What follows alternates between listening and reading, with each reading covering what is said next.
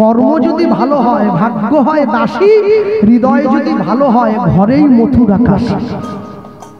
আপনি পুরীতে গিয়েছেন, বৃন্দাবনে গিয়েছেন, নবদ্বীপে গিয়েছেন, পুরীতে গিয়ে সমুদ্রের পাড়ে সন্ধ্যেবেলা ঘুরে বেড়াচ্ছে, বাড়ি কোথায় বলে শ্যামপুর, বাড়ি কোথায় বলে গাদিয়াড়া। খালি পিছনে কি লুকোচ্ছ মা, বলে ওটা আপনাকে বলা যাবে না। আরে বলো না, তোমার ভয় নেই আমি কেড়ে খাবো নি। বলে আপনি এখানে কি করছেন? ও তুমি পুরী আসতে পারো, আমি আসতে পারিনি। জগন্নাথকে আমাকে না বলেছে তুমি ছোট জাত বলে পুরী আসবে? বলে না, আসলে নাতিরা এসেছে, ওরা একটা ক্যাকড়া ভাজা কিনেছিল, আমাকেও একটা কিনে দিয়েছে। পুরীতে গিয়ে যদি ক্যাকড়া ভাজাই কিনে খাবেন তাহলে পুরী গেছেন কি জন্য? শ্যামপুরে বসে খান। তীর্থস্থানে গিয়ে মানুষে আমিষ খায়, মানুষের এই বোধ নষ্ট হয়ে গেছে। কোনো ধামে গিয়ে কোনোদিন আমিষ খেতে নাই। আজ পর্যন্ত কোন মুসলমানকে দেখাতে পারবেন মুসলমান বাড়ির লোক হয়ে সারাদিনে 5 বার মসজিদে নামাজ পড়তে যাচ্ছে? যে কোনো একবার তো যাই ওরা। একবার যেতে গিয়ে আজ পর্যন্ত কোন মুসলমান মসজিদে গেছে নামাজ পড়তে একটা জিন্সের প্যান্ট একটা লাল গেঞ্জি পরে কে দেখেছে? যায় না।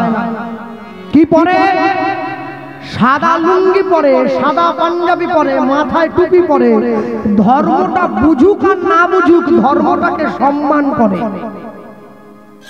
সে যদি তার ধর্মস্থানে তার আল্লাহকে ডাকার জন্য ধর্মের পোশাক পরে যেতে পারে, হিন্দু বাঙালি কত বড় নির্লজ্জ, লুঙ্গি পরে কীর্তন শুনতে আসে।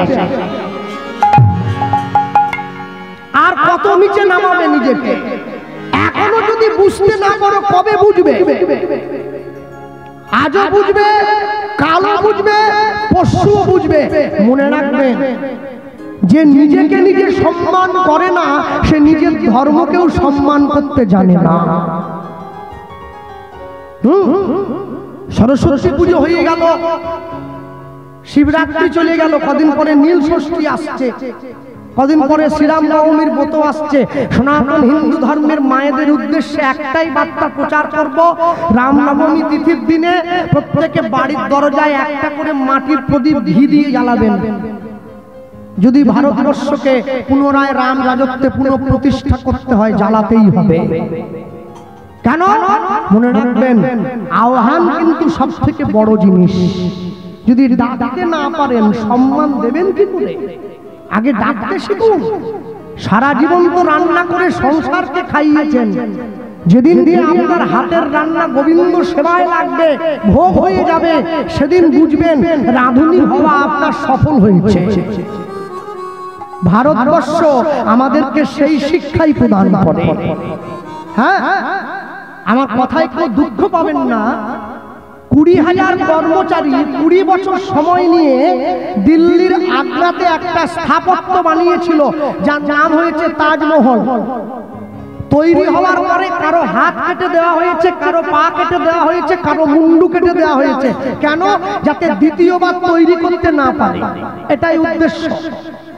3 লক্ষ কর্মচারী মিলে ভারতবর্ষের অযোধ্যায় 3 বছর সময় নিয়ে একটা মন্দির তৈরি করলো। তৈরি হওয়ার পরে সকলকে বসিয়ে দিয়ে সকলের পা ধুইয়ে সকলের গলায় ফুলের মালা পরিয়ে অভিনন্দন জানানো হয়েছে। এটাই সনাতন ধর্ম। এটাই সনাতন ধর্ম। এই ধর্ম শিক্ষা দিয়েছে, দিবে আর নিবে, মেলাবে মিলিবে, যাবে না ফিরে, এই ভারতের মহামানবের সাগর তীরে। যেদিনকে গোটা বিশ্বের মানুষ মূর্খ ছিল, সেদিনকে ভারতবর্ষের মানুষ বেদ লিখেছিল। এখানেই প্রমাণ হয় ভারতবাসী কতটা শিক্ষিত। কবি লিখে গিয়েছিলেন, ভারত আবার জগৎ সবাই শ্রেষ্ঠ আসন লবে। এখানে বোঝা যায় কোনো না কোনোদিন ভারত শ্রেষ্ঠ ছিল, আজ আর নেই। সব মুসলমান কোরআন পড়তে পারে না, কিন্তু কোন মুসলমান কোরআনের নিন্দা শুনবে না। সব খ্রিস্টান বাইবেল পড়তে জানে না, কিন্তু কোন খ্রিস্টান বাইবেলের নিন্দা শুনবে না। হিন্দু গীতা পড়তে জানে, গীতার নিন্দা শোনে। জীবনে নিজের ক্ষতি নিজে করলে ভালো কেউ করতে পারবে না। যে মরবে নিজের দোষে কি করবে হরিহর দাসে। হ্যাঁ, নিজের দোষে মরতে চাইলে লোকে কেউ ভালো করতে পারে নাকি? সব সময়ের জন্য মনে রাখতে হয়। নিয়ে গিয়ে সব মুখে দাঁড়িয়েছে লীলা মাধব যা পরিবেশন হবে এই স্থানে বসে আজকে সকলের সম্মুখে দাঁড়িয়ে আমরা শুনছি পরম কৃষ্ণ ভক্ত বৈষ্ণবের কথা। পরম কৃষ্ণ ভক্ত বৈষ্ণব প্রেমানন্দের পুনর্জন্ম যারা বসে আছেন এই স্থানে। আমি এখানে পিছন দিকে পিছিয়ে যাব। প্রেমানন্দের বাড়ি ছিল কাশীধামের মেধাগ্রাম বলে একটা জায়গায়। কাশীতে কে আছে? দেবাদিদেব মহাদেব। হ্যাঁ, শিবের মাথায় জল দাও না। ওম নমঃ শিবায় শান্তায় কারণত্রয় হেতবে নিবেদয়ামি চাত্মানং তঙ্গতি পরমেশ্বর। এই কাশীধামের মেধাগ্রামে প্রেমানন্দে বলে একজন ব্রাহ্মণ বাড়ির সন্তানের বসবাস ছিল। প্রেমানন্দের বাবার নাম হচ্ছে হরিদাস, প্রেমানন্দের মায়ের নাম হচ্ছে সুদেবী। প্রেমানন্দের বাবা গিয়ে প্রেমানন্দকে জিজ্ঞাসা করছে, হ্যাঁ রে প্রেমানন্দ, বড় হয়ে কি হতে চাস? বলে, বাবা আমি তোমার থেকেও বড় শিক্ষিত পণ্ডিত হতে চাই। তা পণ্ডিত হতে গেলে তো গুরুদেবের আশ্রমে থেকে লেখাপড়া করতে হবে। আগেকার দিনে এই নিয়মটা ছিল, গুরুদেবের আশ্রমে থেকে লেখাপড়া করতে হতো। জীবনের 4টি ধাপ শিখতে হতো, ব্রহ্মচর্য, গার্হস্থ্য, বানপ্রস্থ, সন্ন্যাস। এই পদ্ধতিটাকে বলা হতো গুরুকুল। 10 বছর বয়স থেকে 25 বছর পর্যন্ত ব্রহ্মচর্য, 25 থেকে 45 পর্যন্ত গার্হস্থ্য, 45 থেকে 55 পর্যন্ত বানপ্রস্থ, 55 পরে সন্ন্যাস। 10 থেকে 25 দুটো জিনিসকে রক্ষা করবে, একটা ধৈর্য আর একটা বীর্য রক্ষা করতে হবে। 10 থেকে 25, 25 থেকে 45 গার্হস্থ্য, সংসারে আসবে, বিবাহ করবে, নিজের স্ত্রীকে দিয়ে সন্তানের জন্ম দেবে, নিজের স্ত্রী ছাড়া বাকি নারীকে মাতৃজ্ঞানে সম্মান করবে। 25 থেকে 45, 45 থেকে 55 বানপ্রস্থ, নখ বড় রাখবে, চুল বড় রাখবে, জল ছেঁকে খাবে, গুরু দীক্ষা নেবে, স্ত্রীর সঙ্গে কথা কম বলবে। 55 পরে সন্ন্যাস, সংসারের মায়া কাটিয়ে তুমি গভীর নিরালায় চলে যাবে ঈশ্বর ভজনের জন্য। এই পদ্ধতিটাকে বলা হতো গুরুকুল। এখন তো নেই, এখন উঠে গেছে, এখন এসছে স্কুল।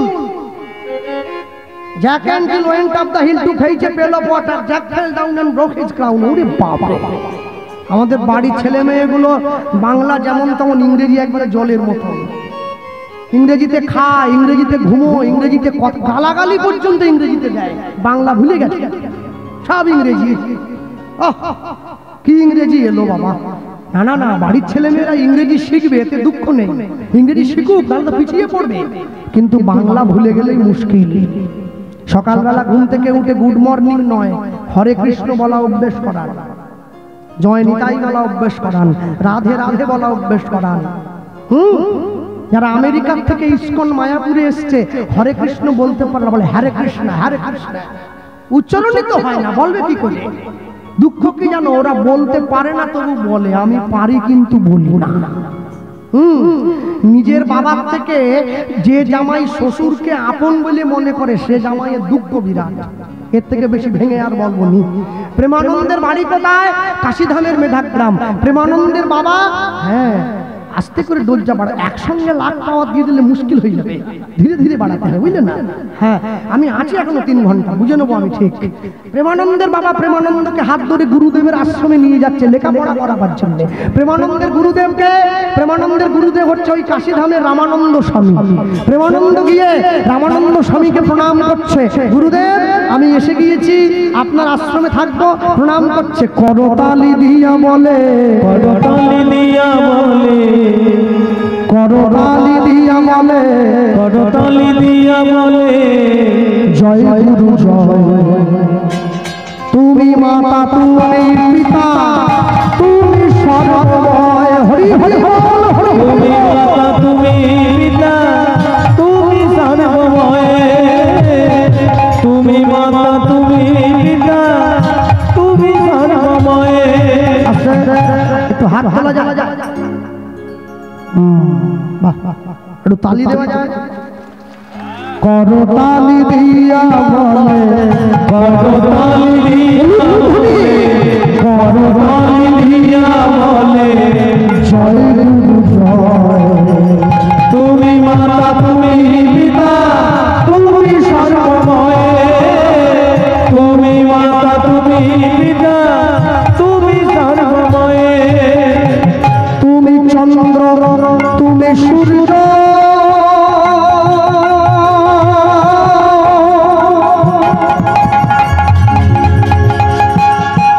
মায়ের হাত নামাচ্ছে কারা? হাত যে নামাবে যাওয়ার সময় বলে যাবো যে টুপি পরে দাঁড়িয়ে আছে দেখেছ, হাত ওই আমাকে এনেছে, হাত যদি নামাও লক্ষ্মীর ভান্ডার থেকে নাম বাদ হয়ে যাবে, টাকার বেলা হাত বেরিয়ে যায় তোমাদের। তোলো ভালো করে, তুমি চন্দ্র তুমি সূর্য পরম আশ্রয়, গুরুদেব পরম আশ্রয়, তুমি চন্দ্র তুমি সূর্য পরম আশ্রয়, গুরুদেব পরম আশ্রয়, তুমি ভক্তি তুমি মুক্তি, তুমি ভক্তি তুমি মুক্তি, তুমি ভক্তি তুমি মুক্তি, তুমি ভক্তি তুমি মুক্তি, তুমি জগৎময়, তুমি মাতা তুমি হরি হরি তুমি মাতা তুমি পিতা তুমি সর্বময়, তুমি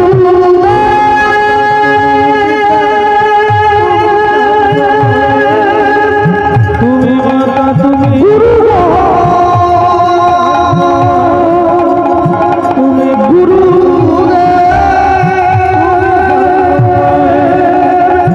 আমায় করুণা করো,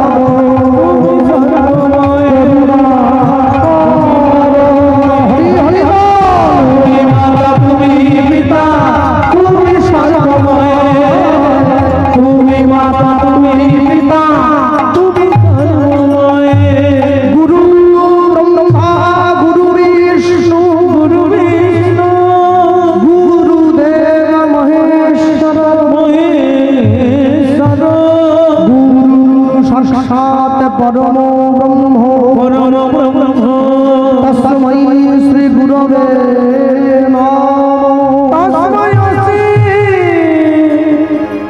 গুরবে নমঃ,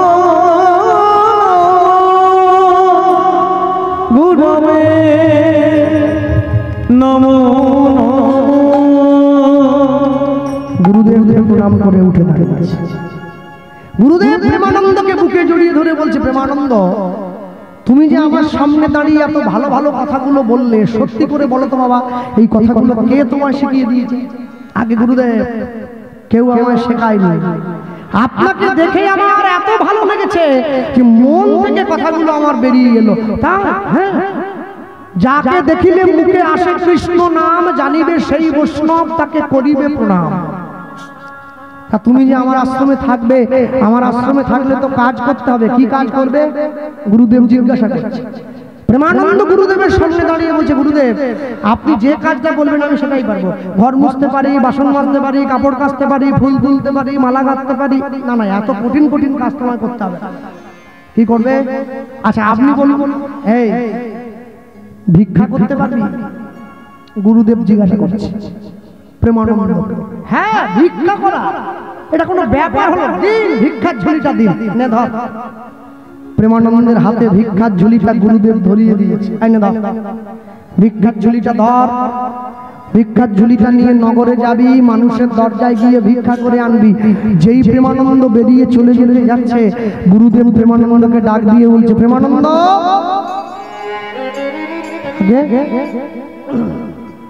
আমার আশ্রমে ভিক্ষা করতে গেলে কিছু নিয়ম আছে বাবা, নিয়মটা জেনে তারপরে ভিক্ষা করতে হয়। আগে কি নিয়ম আছে বলুন? প্রত্যেক দিন 21টা বাড়িতে যাবি, 21টা বাড়ির বেশি একটা বাড়িতেও যাওয়া যাবে না। একটা বাড়ি থেকে এক মুঠোর বেশি কিচ্ছু নেওয়া যাবে না, এক মুঠোই নিতে হবে। 21টা বাড়ির থেকে 21 মুঠো ভিক্ষা এনে তুই আমাকে দিবি, আমি রান্না করে ভগবানকে সেবা দেব, তারপরে দুজনে গুরু শিষ্যতে মিলে প্রসাদ পাবো। মনে রাখবেন, যে প্রকৃত সাধু হয়েছে, গেরুয়া পোশাক পরে, বড় দাঁড়ি আছে, বড় জটা, মঠে মন্দিরে নয় পাহাড়ে পর্বতে ঘুরে বেড়ায়, প্রকৃত সাধু কোনোদিন 5 বাড়ির বেশি ভিক্ষে করে না, পাক আর না পাক। যে প্রকৃত বৈষ্ণব হয়েছে, মঠে মন্দিরে থাকে কিন্তু ভগবানকে সেবা দিয়ে তারপরে প্রসাদ পায়, প্রকৃত বৈষ্ণব কোনোদিন 11টা বাড়ির বেশি ভিক্ষে করে না, পাক আর না পাক। যে প্রকৃত ভক্ত হয়েছে, যার বাড়িতে স্ত্রী পুত্র আছে কিন্তু ভগবানকে সেবা দিয়ে তারপরে প্রসাদ পায়, প্রকৃত ভক্ত কোনোদিন 21টা বাড়ির বেশি ভিক্ষে করে না, পাক আর না পাক।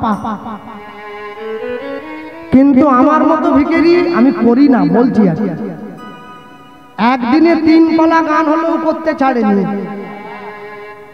সকালে আমতলা, বিকেলে জামতলা, রাতেরটা যাহাটা আপনারা বসে নেন, নিমতলা একটা হবে, একটা যাকটা গেলেই একটা হলো আর কি। ডেলি 3টে করে গান, সিজন চলছে না? হ্যাঁ, ভগবান বলে তুই করছিস, করতে থাক, সিজন শেষ হয়ে গেলে তোর জন্য ব্যবস্থা তো আমিও করেছি, ভেলুরে সিট বুকিং করছি, গলা বন্ধ হয়ে যাবে। যা টাকা রোজগার করছিলি ডাক্তারকে গিয়ে দিয়ে দিতে হবে। লোভে পাপ, পাপে মৃত্যু। এই জগতে যে ব্যক্তির লোভ যত বেশি, তার জীবনে দুঃখ তত বেশি। যার জীবনে লোভ যত কম, তার দুঃখ তত কম। যে লোকটার 500 সুগার আছে, ও মিষ্টির দোকান দেখলেই টানা হয়ে চলে যায়, বলে রসমালাই আমাকে টানতিছে। রসমালাই আপনাকে টানেনি, আপনার মরণ আপনাকে টানতিছে, আপনি খেলেই মরবেন। যেইটাতে মানুষের ক্ষতি হয়, মানুষের সেই দিকে বেশি এগিয়ে যায়। যেটাতে মানুষের কল্যাণ হয়, মানুষ সেদিকে যায় না। যে পুঁই শাক খেলে মানুষের শরীর সুস্থ থাকবে, শরীরে প্রোটিনের অভাব পূর্ণ হবে, সেই পুঁই শাক 10 টাকা আটি উলবেড়িয়া বাজারে গড়াগড়ি খাচ্ছে। আর যে ফুলকপি খেলে পেটে গ্যাস হয়ে মরবে, ওটা 80 টাকা পিস সবার আগে বিক্রি হয়ে যাচ্ছে। মানুষ ভালোটার দিকে যায় না, সকলে মন্দটার দিকে টানা হয়ে যেতে চায়। মন্দের দিকে টান বড় বেশি। কেন জানেন? সব সময়ের জন্য মনে রাখবেন, দুধের দাম যদি 40 টাকা কিলো দামেও পাওয়া যায়, দুধ কিন্তু সবার সামনে বসেই খাওয়া যায়। আর মদের দাম যদি 1 লক্ষ টাকাও হয়, ওটা জঙ্গলে গিয়েই খেতে হয়। এটাই হচ্ছে ভালোর সঙ্গে মন্দের তফাৎ। ভালোটা সারা জীবন ভালোই থাকে, মন্দটা যতই দামি প্যাকেটে ঢোকানো থাক, মন্দটা কোনোদিন ভালো জায়গায় আসতে পারে না। প্রেমানন্দ ভিক্ষার ঝুলিটা কাঁধে নিয়ে নিয়েছে, ভিক্ষার ঝুলিটা কাঁধে নিয়ে মানুষের দরজায় ভিক্ষা করার জন্য চলে যাচ্ছে। 21টা বাড়ি গুরুদেব শিখিয়ে দিয়েছে, 21টা বাড়ির বেশি একটা বাড়িতেও যাওয়া যাবে না। ভিক্ষার ঝুলিটা কাঁধে নিয়ে মানুষের দরজায় যায়। আমার শ্রী গোবিন্দের সেবার তরে তোমরা ভিক্ষা দাও, শ্রী গোবিন্দের সেবার তরে তোমরা ভিক্ষা দাও, শ্রী গোবিন্দের সেবার তরে তোমরা ভিক্ষা দাও,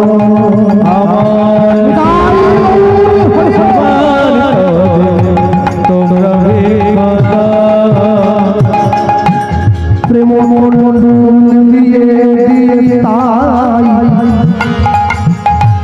তোমরা আমার জন্মের মতো কিনে নাও, ওই না প্রেম মন্ডল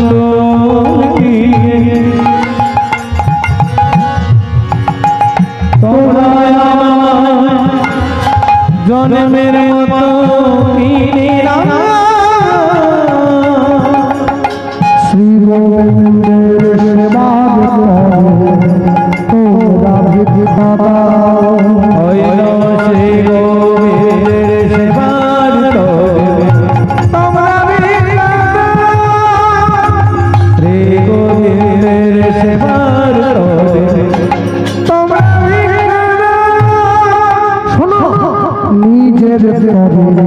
চাই আমি চাই যে প্রভুর সেবার লাগি তোরে চাই আমি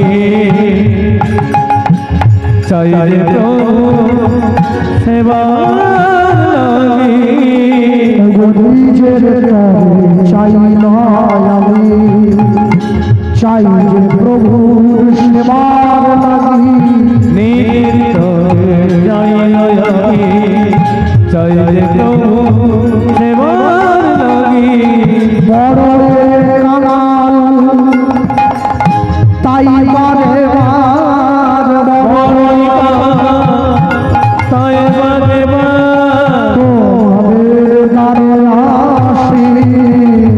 শ্রী গোবিন্দের সেবার করে হরি হরি হরি হরি শ্রী গোবিন্দের সেবার করে তোমরা ভিক্ষা দাও শ্রী গোবিন্দের সেবার করে তোমরা ভিক্ষা দাও আমায় তোমরা ভিক্ষা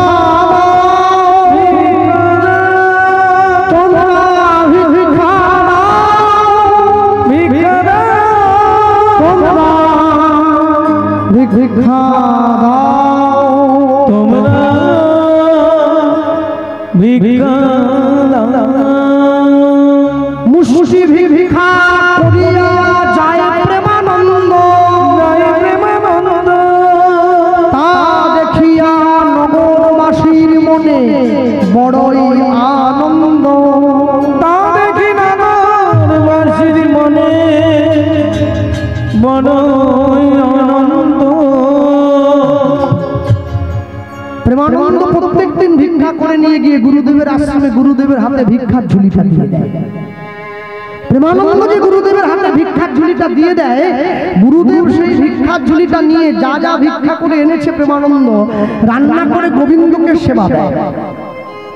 রান্না করে গোবিন্দকে সেবা দেওয়ার পরে গুরুদেব ঘরের দরজাটা বাইরে থেকে বন্ধ করে দেয়। এবার যখন ভগবানের নাম গেয়ে তিনটে তালি দিয়ে মন্দিরের দরজাটা খুলে দেয়, আস্তে গুরুদেব দেখতে পায় থালাতে অর্ধেকটা অন্ন নেই, বাটিতে অর্ধেকটা ব্যঞ্জন নেই, গ্লাসে অর্ধেকটা জল নেই। ভগবান নিজে এসে সেবা করে যায়। রামানন্দ স্বামী প্রত্যেকদিন ভগবানকে যে সেবাটা দেয়, এই সেবাটাকে বলা হয় প্রত্যক্ষ সেবা। যে সেবাটা আমরা ভগবানকে প্রত্যেকদিন দেই, একে বলা হয় পরোক্ষ সেবা। ভগবান মনে মনে চিন্তা করছে, প্রেমানন্দ তুমি রোজ রোজ আমার জন্য ভিক্ষা করতে যাও, তুমি কি ভাবলে আমি তোমাকে এমনি এমনি ছাড় দিয়ে দেবো? এমনি এমনি ছেড়ে দেওয়ার কোনো জায়গা নেই। আজকে যখন সকালবেলা ভিক্ষার ঝুলিটা নিয়ে প্রেমানন্দ ভিক্ষা করবার জন্য বের হয়েছে, হঠাৎ করে লক্ষ্য করছে আকাশের পশ্চিম কোণায় কালো একটা মেঘ উকি দিল। আস্তে আস্তে করে সেই মেঘে পুরো আকাশটা ভরে গিয়েছে।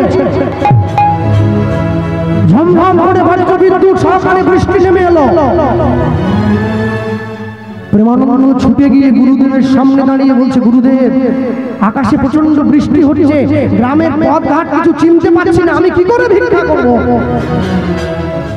গুরুদেব প্রেমানন্দের হাত ধরে বলে উঠছে, প্রেমানন্দ একটিবার যা বাবা, তুই না গেলে আমার গোবিন্দ না খেয়ে থাকবে, একটিবার যা। যে এই কথা বলেছে, এই কথা বলা মাত্র গুরুদেবের নিষেধকে অগ্রাহ্য করতে পারেনি। ভিক্ষার ঝুলিটা কাঁধে নিয়ে প্রেমানন্দ ভিক্ষা করতে বেরিয়ে পড়েছে। গ্রামের মানুষের ঘরে ঘরে গিয়ে দরজায় টোকা দিয়ে দিয়ে ডাকছে, কে আছো মা? একবার দরজাটা খোলো, আমি প্রেমানন্দ, একটু ভিক্ষা দাও। ঘরের ভেতর থেকে কারা যেন ডাক দিয়ে বলে উঠছে, প্রেমানন্দ আজ নয়, কালকে আসিস বাবা, কালকে দেব। মানুষের দরজায় ঘুরতে ঘুরতে ঘুরতে ঘুরতে এক মুঠো ভিক্ষাও কেউ দিল না। মনটা বড় খারাপ হয়েছে। জমিদার বাড়ির সামনে দিয়ে চলে যাচ্ছে। জমিদারের স্ত্রী দরজার ওপরে দোতলার বারান্দায় বসে বৃষ্টির শোভা দেখতেছিল। আর এমন সময় দেখছে একটা ছেলে ভিক্ষার ঝুলিটা কাঁধে নিয়ে হাঁটতে হাঁটতে চলে যাচ্ছে। ওপর থেকে ডাক দিল, কে রে? দাঁড়া। যেই ডাক দিয়েছে প্রেমানন্দ দাঁড়িয়ে পড়ল। কে? চোর বদমাশ নাকি? এদিকে আয়। এই চোর বলেছে, সম্মানে লেগেছে। পিছন ফিরে তাকিয়ে বলছে, মা আমি চোর নই, আমার নাম প্রেমানন্দ। প্রেমানন্দ? এই গ্রামে এইরকম মানুষের নাম তো আগে শুনি। এদিকে আয়। জমিদারের স্ত্রী দোতলার থেকে নিচে নেমে এসছে, প্রেমানন্দের সম্মুখে গিয়ে দাঁড়িয়েছে। কি নাম বললি? মা আমার নাম প্রেমানন্দ।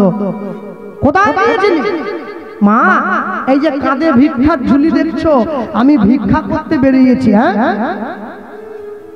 এত প্রচন্ড বৃষ্টিতে কুকুর বেড়াল পর্যন্ত বাড়ির বাইরে বের হয়নি, আর তোর বাবা মা তোকে ভিক্ষা করতে পাঠিয়ে দিয়েছে। কি নাম তোর বাবা মায়ের নামটা বলতো? কোন গ্রামে থাকিস তুই? কত নিষ্ঠুর তোর পিতা মাতা, যারা তোকে ভিক্ষা করতে পাঠালো। মা আমার বাবা মা আমাকে ভিক্ষা করতে পাঠায়নি, আমি আমার গুরুদেবের। তোর গুরুদেব তোকে ভিক্ষা করতে পাঠিয়েছে। কি নাম তোর গুরুদেবের? বল বল কি নাম বল। মা আমার গুরুদেবের নাম কি জানো? আমার গুরুদেবের নাম হচ্ছে রামানন্দ স্বামী। চমকে উঠল। বাবা কি বললি? নামটা আরেকবার বল, নামটা আরেকবার বল। মা আমার গুরুদেবের নাম রামানন্দ স্বামী। ছুটে গিয়ে বুকে জড়িয়ে ধরেছে। তুই রামানন্দ স্বামীর শিষ্য? ওরে গুরু মিলে লাখে লাখে, শিষ্য মিলে এক। শিষ্য মিলে লাখে লাখে, গুরু মিলে এক। তোর গুরুদেব একমাত্র গুরুদেব, যে তার আশ্রমের ওই ছোট ছোট কুড়ে ঘরে রাধা গোবিন্দকে নামিয়ে এনেছিল। আয় বাবা ঘরে আয়, তুই সেই গুরুর শিষ্য। তোর মতো মানুষের চরণ ধুলি যদি আমার ঘরে পড়ে, এই ঘরটা তো ধন্য হয়ে যাবে রে। আয় বাবা ঘরে আয়। ঘরের মধ্যে নিয়ে গিয়ে প্রেমানন্দকে বসতে দিয়েছে। শুকনো কাপড় দিয়ে মাথাটা মুছিয়ে দিচ্ছে, দেহটা মুছিয়ে দিয়েছে, ভালো শুকনো কাপড় দিয়েছে। বাবা এই কাপড়টা পর, কাপড়টা পর, তুই তো ভিজে গিয়েছিস। মা আমি বেশি দেরি করলে হবে না, আমাকে ভিক্ষে করতে হবে গুরুদেবের আশ্রমে। দাঁড়া একটু ধৈর্য ধর। তুই কার বাড়িতে এসেছিস জানিস? ওরে আমি জমিদারের স্ত্রী। যে ভিক্ষা তোকে দিয়ে দেবো, এক মাস যদি ভিক্ষা নাও করিস তাও তোর চলে যাবে। মা ওটা হবে না, আমার গুরুদেবের নির্দেশ আছে, একটা বাড়ির থেকে এক মুঠোর বেশি কিছু নিতে পারবো না। প্রত্যেক দিন 21টা বাড়িতে ঘুরতে হবে। 21 মুঠ। চুপ কর, তুই এত বোকা কেন রে? হ্যাঁ তোর গুরুদেবকে দেখতে আসছে নাকি? তুই কতগুলো বাড়ি থেকে ভিক্ষা করলি? 21টা বাড়ির থেকে 21 মুঠো চাল ভিক্ষা করতে হবে। তোর গুরুদেব তোকে নির্দেশ দিয়েছে, আমি তোকে 21 মুঠো চাল দিয়ে দেবো, তাহলে তো হয়ে গেল। তুই গুরুদেবকে গিয়ে বলে দিবি 21 মুঠো চাল, 21টা বাড়ির থেকে তুই ভিক্ষা করে আনলি। তোর গুরুদেবও জানতে পারলো না, তোরও ভিক্ষা নেওয়া হয়ে গেল। তাই না? বাহ। হ্যাঁ প্রেমানন্দ মনে মনে ভাবছে, মায়ের তো বুদ্ধিটা খারাপ না। 21 মুঠো চাল যদি আমি এখান থেকে নিয়ে নেই, গুরুদেব কি আর দেখতে আসছে নাকি কোন বাড়ির থেকে কতগুলো চাল নিচ্ছি? ঠিক মা দাও, দিয়ে দাও, দাও দিয়ে দাও, দাও দিয়ে দাও। ভিক্ষার ঝুলিটা পেতে দিয়েছে, আর যেই ভিক্ষার ঝুলিটা পাতলো অমনি থালা ভর্তি করে ভিক্ষা আনি আজে দিল। হরি করে ভিক্ষা আনি আজে দিল, থালা ভর্তি করে ভিক্ষা আনি আজে দিল, থালা ভর্তি করে ভিক্ষা আনি আজে দিল। প্রেমানন্দ আনন্দেতে গ্রহণ করিল, প্রেমানন্দ আনন্দেতে গ্রহণ করিল, প্রেমানন্দ আনন্দেতে গ্রহণ করিল, প্রেমানন্দ আনন্দেতে গ্রহণ করিল। ভুলিয়া যে গেল তখন গুরুর বচন, ভুলিয়া যে গেল তখন গুরুর বচন, ভুলিয়া যে গেল তখন গুরুর বচন, ভুলিয়া যে গেল তখন গুরুর বচন। ভিজিতে ভিজিতে আইলা আশ্রমে তখন, ভিজিতে ভিজিতে আইলা আশ্রমে তখন, ভিজিতে ভিজিতে আইলা আশ্রমে তখন, ভিজিতে ভিজিতে আনন্দ কি আনন্দ কি আনন্দ কি আনন্দ ভিক্ষা করে প্রেমানন্দ কি আনন্দ কি আনন্দ ভিক্ষা করে প্রেমানন্দ হরি হরি হরি বলে কি আনন্দ হরি হরি হরি কি আনন্দ কি আনন্দ হরি হরি হরি বলে কি আনন্দ কি আনন্দ হরি হরি হরি বলে কি আনন্দ কি আনন্দ কি আনন্দ কি আনন্দ কি আনন্দ ওগো ভিড়ে ভিড়ে আইলা ওগো ভিড়ে ভিড়ে আইলা ওগো ভিড়ে ভিড়ে আইলা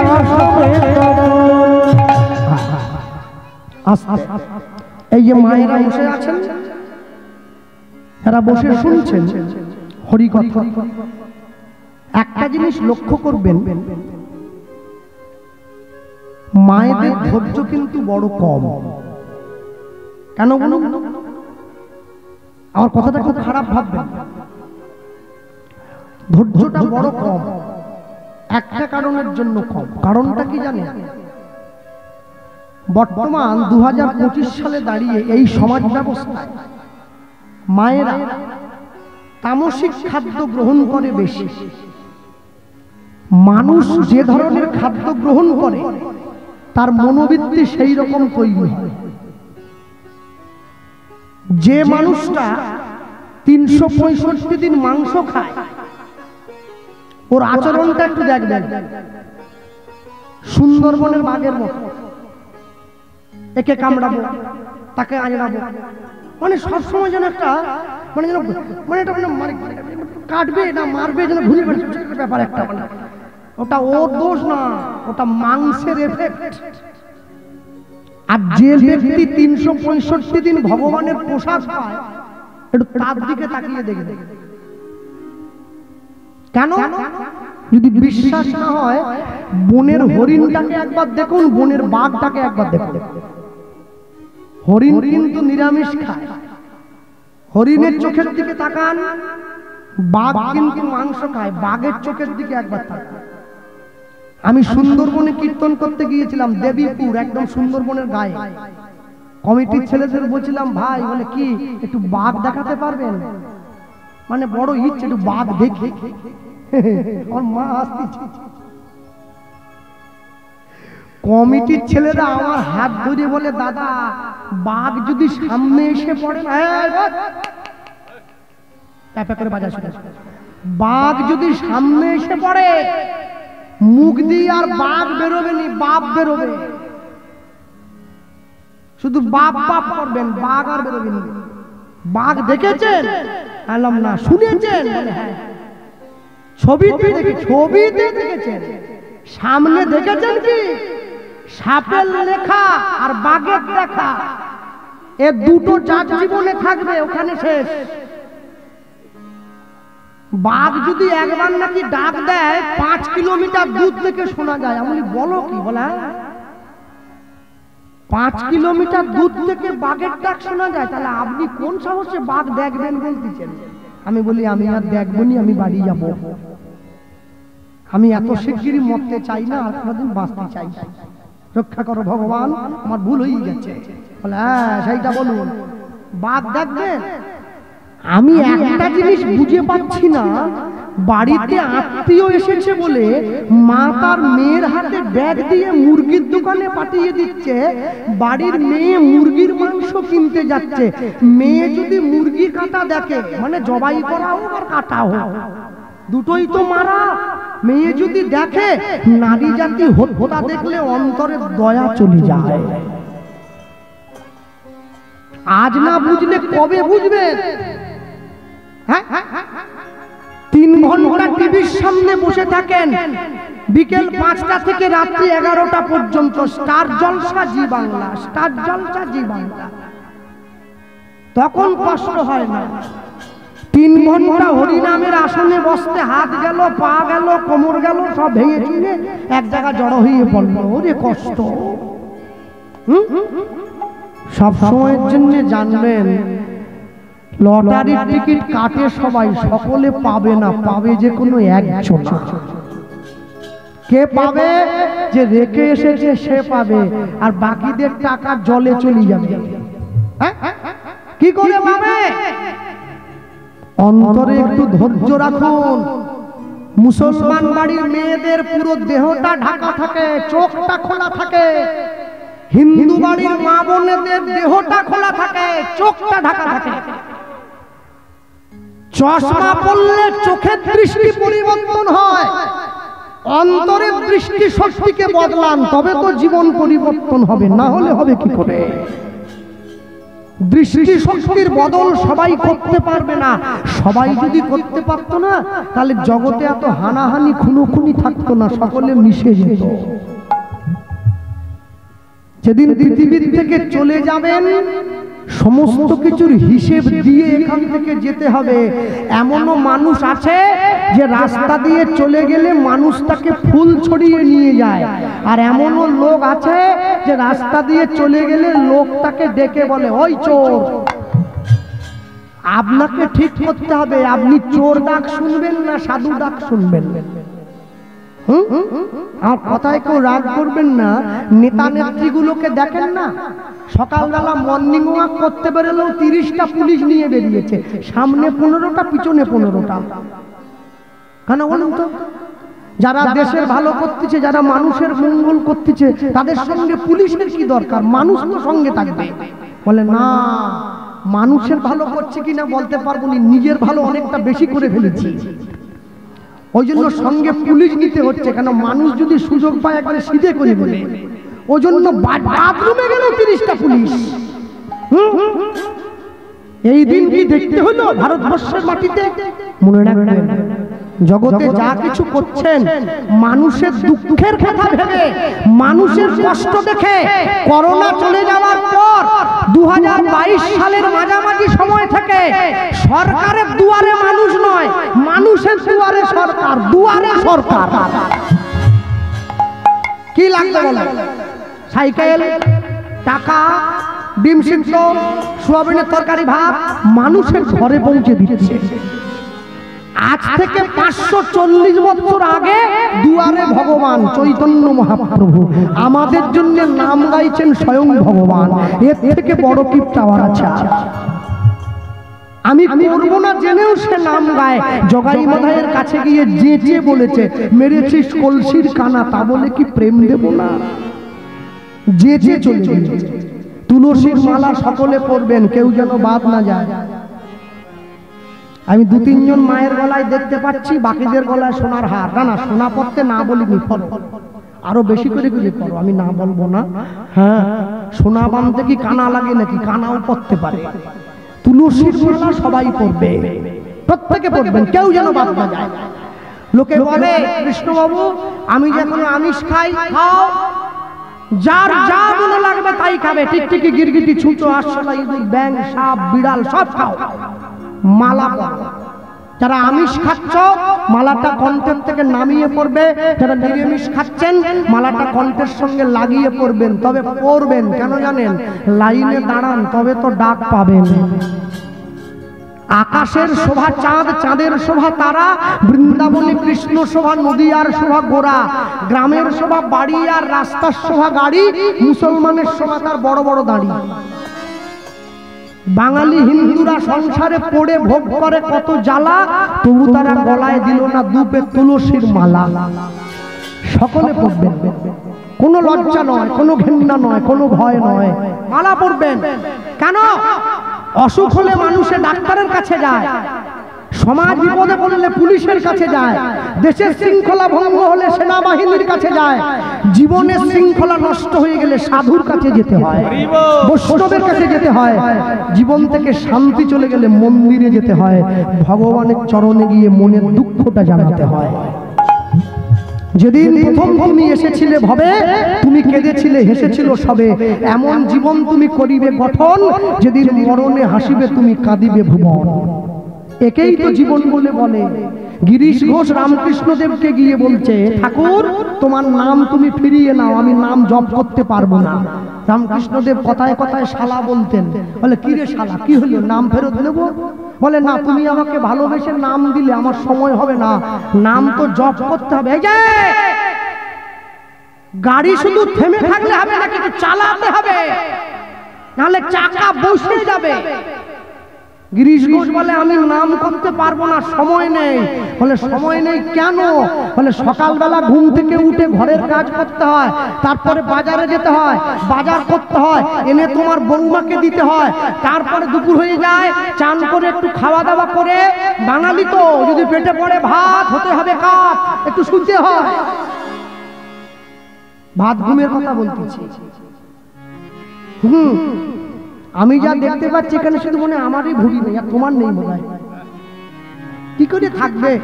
আমাদের তো কুমড়ো খাওয়ায় কমিটির লোক, কুমড়ো খেলে ভুড়ি থাকে না। তার উপরে এদের আবার একাদশী, আজকে সব শেষ, একবারে চুপসে গেছে সব। যাও ছেড়ে দাও সে কথা। দুপুরবেলা ঘুমোতে হয়, ঘুম থেকে উঠে একটু বন্ধুদের সঙ্গে আড্ডা দিতে হয়, সন্ধ্যেবেলা যাত্রা থিয়েটার লিখি না, ও রিহার্সালে যেতে হয়, রাত্রিবেলা খাওয়া দাওয়া করে বিছানায় গিয়ে যখন ঘুমোলাম, তোমার বৌমা আমাকে এসে বললো আমায় একটু ভালোবাসো। এবার তুমি বলো কখন নাম করবো? রামকৃষ্ণদেব মাথায় হাত দিয়ে বসেছে, ওরে গিরিশ তোর তো পুরো দিনটাই ব্যস্ত রে, তুই আমাকে যা শুনলি এরপরে সময় না থাকারই কথা। ওই রাত্রে যেন কি বললি? রাত্রে আর কি, বিছানায় গিয়ে ঘুমানোর সঙ্গে সঙ্গে তোমার বৌমা বলে আমায় একটু ভালোবাসো। রামকৃষ্ণদেব বলছে বৌমাকে ভালোবাসতে বাসতে নাম করবি। আত্মেন্দ্রিয় প্রীতি বাঞ্ছা তারে বলে কাম, কৃষ্ণেন্দ্রিয় প্রীতি ইচ্ছা ধরে প্রেম নাম। তুই নাম করবি, তোর স্ত্রী শুনবে। নববিধা ভক্তির প্রথমেই আছে শ্রবণ, কীর্তন শ্রবণ করো, দুজনে মিলে তার চরণে গিয়ে আশ্রয় পাবি। এর থেকে বড় আনন্দ কি হতে পারে? প্রেমানন্দ ভিক্ষার ঝুলিটা নিয়ে এইবারে আশ্রমের পথে ফিরে আসছে। আর ওই যে আশ্রমে ফিরে আসছে হাতে তালি দিয়ে, কৃষ্ণ নামে কৃষ্ণ নাম, কৃষ্ণ নাম কর, কৃষ্ণ নামে কৃষ্ণ নাম, কৃষ্ণ নাম কর, কৃষ্ণ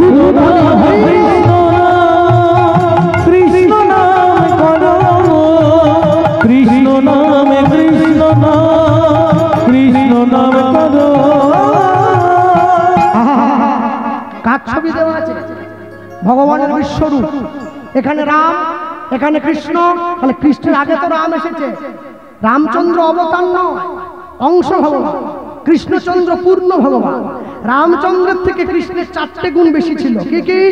একটা লীলা মাধুর্য, প্রেম মাধুর্য, রূপ মাধুর্য, বংশী মাধুর্য। এই জন্য কৃষ্ণকে পূর্ণ ভগবান বলা হয়, রামচন্দ্রকে অংশ ভগবান বলা হয়। আমরা বলতেই পারি জয় রাম জয় রাম, জয় জয় রাম, জয় রাম জয় রাম, জয় জয় রাম, হরি হরি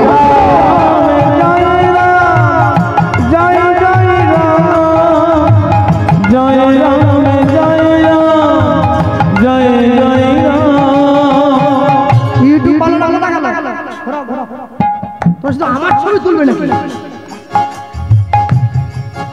যারা কন্যাশ্রীর টাকা নিচ্ছে ওদেরটা তোলো।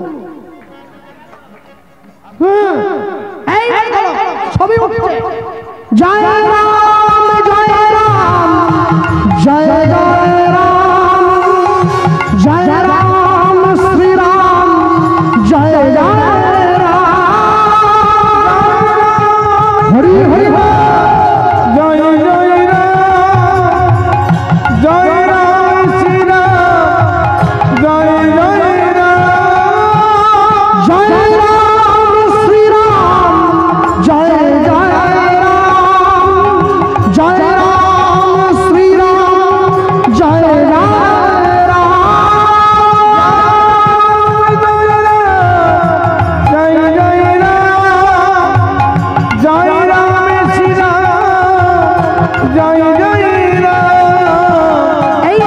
কৃষ্ণ নাম কৃষ্ণ রাম, কৃষ্ণ নাম কর, কৃষ্ণ নাম কৃষ্ণ নাম, কৃষ্ণ নাম কর, হরি হরি হরি কৃষ্ণ নাম কৃষ্ণ নাম কর, কৃষ্ণ নাম কৃষ্ণ নাম, কৃষ্ণ নাম কর, কৃষ্ণ নাম কৃষ্ণ নাম, কৃষ্ণ নাম।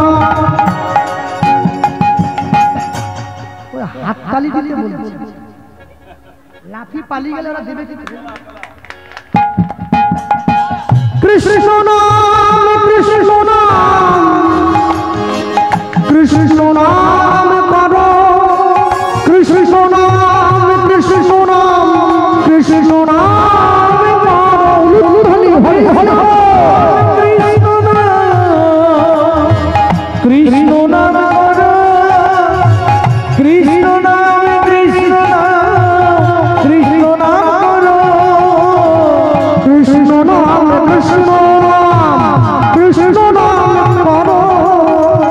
কৃষ্ণ নাম কৃষ্ণ নাম কৃষ্ণ নাম করো কৃষ্ণ নাম কৃষ্ণ নাম নিতাই গৌর হরি হরি কৃষ্ণ নাম কৃষ্ণ নাম কৃষ্ণ নাম করো কৃষ্ণ নাম কৃষ্ণ নাম কৃষ্ণ নাম করো কৃষ্ণ নাম কৃষ্ণ নাম কৃষ্ণ নাম করো শ্রী গুরু নিতাই গৌর প্রেমানন্দে নিতাই গৌর হরি হরি প্রেমানন্দ এসে গুরুদেবের হাতে ভিক্ষার ঝুলিটা দিয়েছে। গুরুদেব আমি অনেক কষ্ট করে আপনার জন্য ভিক্ষা করে এনেছিলেন, ধরুন ভিক্ষার ঝুলিটা নিয়ে নেন। যেই প্রেমানন্দ হাত বাড়িয়ে গুরুদেবের হাতে ভিক্ষার ঝুলিটা দিল, একই রে প্রেমানন্দ ভিক্ষার ঝুলিটা অন্য দিনের তুলনায় একটু বেশি ভারী মনে হচ্ছে না? গুরুদেব আহা, আপনি ভুল বুঝছেন, বৃষ্টির জলে ভিজে গেছে না, ওই জন্য বেশি ভারী। আচ্ছা আচ্ছা কই দেখি তো। গুরুদেব কোনোদিন ভিক্ষার ঝুলিতে হাত দিয়ে দেখে না, আজকে দেখছে। ভিক্ষার ঝুলির মধ্যে হাতটা ঢুকিয়ে দিয়ে এক মুঠো চাল বের করে এনে, প্রেমানন্দ এত সরু সরু চালের দানাগুলোকে তোকে ভিক্ষা দিল। ভিক্ষা করতে গেলে তো মোটা মোটা চালের দানা দেয় লোক। 21টা বাড়িতে যাস, 21 রকমের চাল এনে দিস প্রতিদিন। আজকে একই রকমের চাল এনে দিয়েছিস, কোথা থেকে আনলি রে? গুরুদেব আবার মিথ্যে বলছে। আজকে যাদের বাড়িতে ভিক্ষা করতে গিয়েছিলাম না, সবাই জমিদার। হ্যাঁ বলিস কি রে? 21টা জমিদার বাড়িতে ভিক্ষা করে আনলি? হ্যাঁ 21টাই জমিদার বাড়ি। যাক, জমিদাররা কি আর মোটা চাল খায়? সকলে সরু চালই তো খায়। তাই সকলের কাছ থেকে একই রকম। বাবা বাবা, আজ আমার গোবিন্দ একটু ভালো করে সেবা করতে পারবে। যাতে স্নান করে নে। গুরুদেব সুন্দর করে রান্না করে ভগবানের মন্দিরে ঢুকিয়ে দিয়েছে। মন্দিরের দরজাটা বাইরে থেকে বন্ধ করে দিয়ে দরজার বাইরে দাঁড়িয়ে প্রেমানন্দকে স্নান করতে পাঠিয়ে দিয়েছে। দরজার বাইরে দাঁড়িয়ে ভগবানকে গান শোনাচ্ছে। প্রভু তোমার সেবা হয়ে গেলে তারপরে আমরা দুইজনে মিলে প্রসাদ পাবো। ভগবানের মন্দিরের দরজার বাইরে দাঁড়িয়ে গুরুদেব দরজাটা বাইরে থেকে বন্ধ করে দিয়ে কৃষ্ণ নামের মালা গেথে, কৃষ্ণ নামের মালা গেথে, কৃষ্ণ নামের মালা গেথে, কৃষ্ণ নামের মালা গেথে, গলায় পরে রাধা সাধাবাসী সুর কৃষ্ণ নামের মালা গেথে, কৃষ্ণ নামের মালা গেথে, গলায় পরে রাধা সাধাবাসী সুর ভরে না, সাধাবাসী সুর ভরে না, কৃষ্ণ নামের মালা গেথে, কৃষ্ণ নামের মালা গেথে,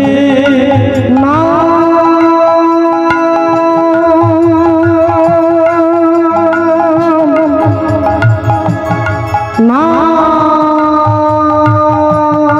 হরি নামের মালা গেথে, হরি নামের মালা গেথে, কৃষ্ণ নামের মালা গেথে, কৃষ্ণ নামের মালা গেথে, গলা পরে রাধা সাদাবাসী হরি হরি হরি হরি হরি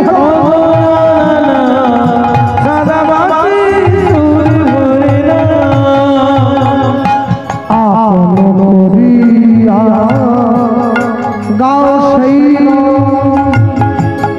শান্তি পাইবে তুমি, তুমি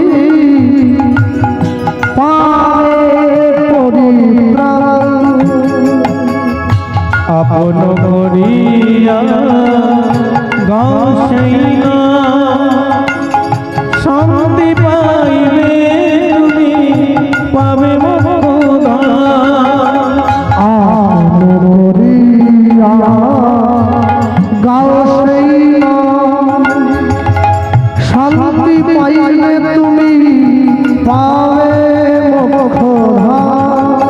আপন করিয়া গাছাইনা শান্তি পাইবে তুমি পাবে মোদা তোমার মানব জনম ধন্য হইবে যাইবে ব্রজ তোমার মানব জন্ম ধন্য হইবে যাইবে ব্রজ তোমার মানব জনম ধন্য হইবে যাইবে ব্রজ তোমার মানব জন্ম ধন্য হইবে যাইবে ব্রজ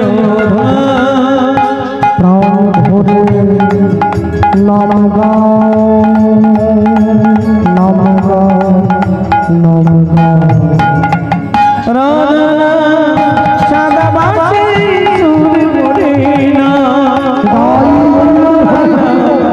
সাদা বাসি সুর করে না হরি